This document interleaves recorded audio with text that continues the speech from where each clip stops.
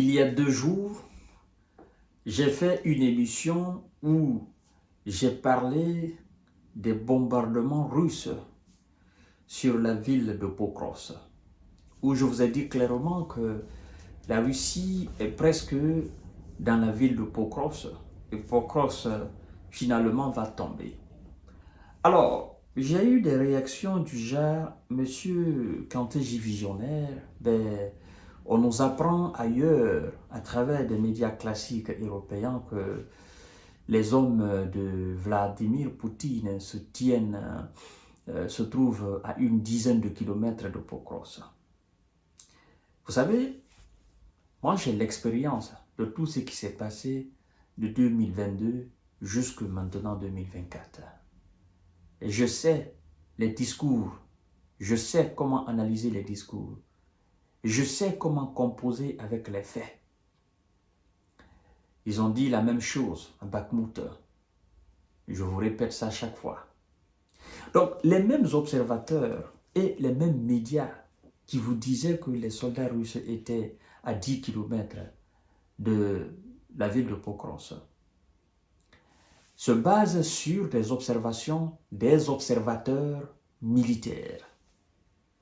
Et hier, 16 septembre 2024, les mêmes observateurs militaires, ça fait même pas 3 jours, ils ont dit que les Russes étaient à 10 km. Ça, c'était avant-hier. Maintenant, hier, les mêmes observateurs militaires, ils se contredisent. Ils disent dorénavant que l'armée russe est à moins de 10 km de la ville de Pokros. En fait, la réalité est que l'armée russe est déjà à Pokros. Mais c'est une manière pour eux de faire durer le suspense.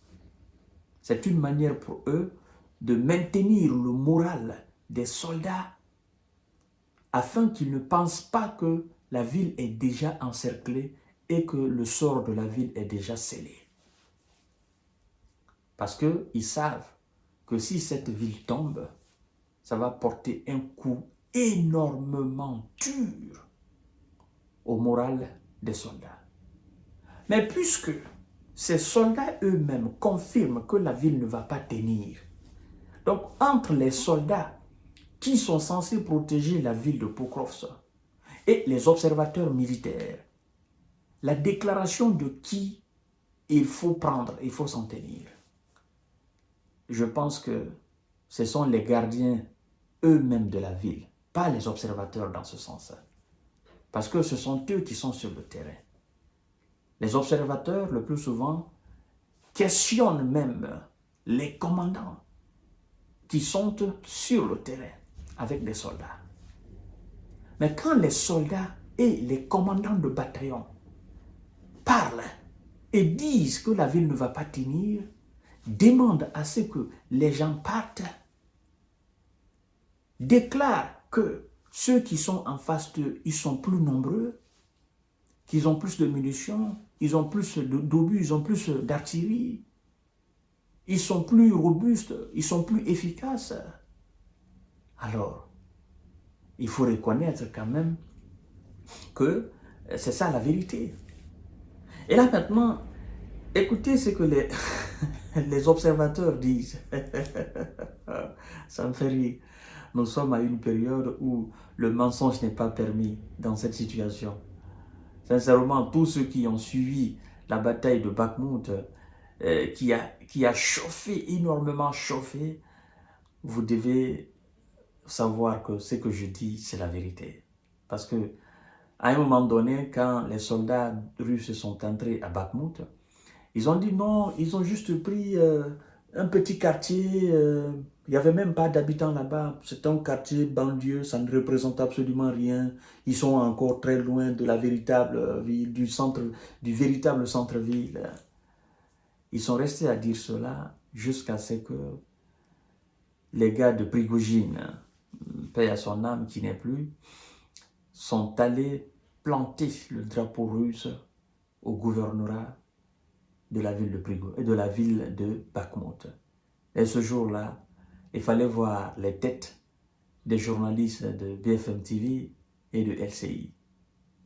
Ils ont dit, bon, Bakhmout, militairement, c'était pas une ville stratégique.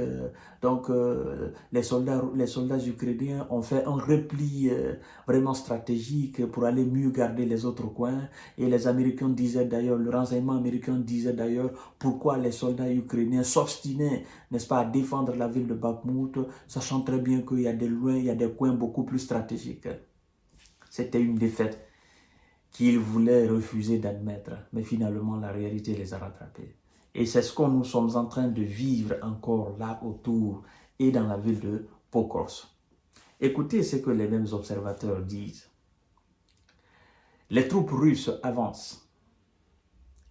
L'armée russe, plus nombreuse et disposant d'une plus grande puissance de feu, se trouve désormais, selon les observateurs militaires, à moins de 10 km de Pokrovsk, un important centre logistique et nœud de communication dans la région de Donetsk. Je répète encore, l'armée russe, plus nombreuse et disposant d'une plus grande puissance de feu, se trouve désormais, selon les observateurs militaires, à moins de 10 km de la ville de Pokrovsk. À moins. Ils ont dit qu'ils étaient à 10. Ça, c'était avant-hier. Maintenant, ils disent hier qu'ils sont à moins de 10. Ben, aujourd'hui, qu'est-ce qu'ils vont dire? Moi, je sais par expérience que la ville, là, c'est fini. Ça, je le sais.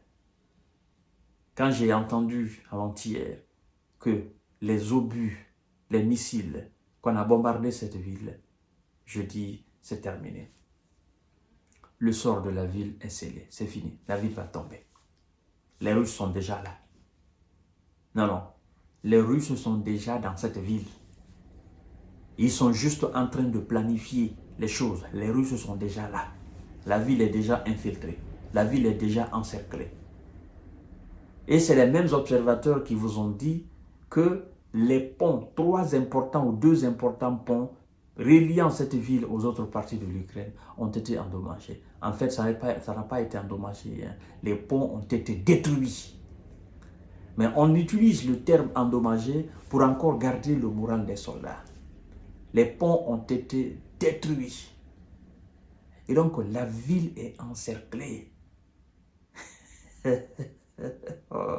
On laisse le temps au peu, c'est-à-dire au reste des habitants qui sont là, de partir. Ce qui s'est passé la fois dernière, c'est un signe, c'est-à-dire le fait de bombarder, faire un premier bombardement et deuxième, c'est pour dire aux habitants, partez, ne restez pas, partez, ne restez pas. On le fait une fois, 2 fois, on laisse 3, 4, 5 jours ou une semaine aux habitants de partir. Après, on frappe encore. Plus on accentue, plus on met la pression aux habitants de partir. Et lorsque les habitants, c'est-à-dire la ville se vide de sa substance humaine, en fait, qu'est-ce qui se passe? Les soldats qui sont là, ben, ils se cherchent et la ville tombe. Je serai devant vous tout à l'heure pour notre série d'informations de décortiquage. Je vous dis, n'écoutez pas trop les médias occidentaux parce qu'ils ne vont jamais dire la réalité. Ils vont toujours trouver un moyen de contourner les avancées ou les victoires de l'armée russe sur le terrain. Mais tout ce qui sera petite victoire, petit gain de terrain de l'armée ukrainienne, ils vont amplifier cela de sorte que vous-même vous aurez des maux de tête. C'est-à-dire, ça va vous donner de l'insomnie. Vous avez vu ce qui s'est passé dans la région de Kursk, non? Voilà. Donc, faites très attention avec les médias occidentaux. À tout à l'heure, mesdames et messieurs.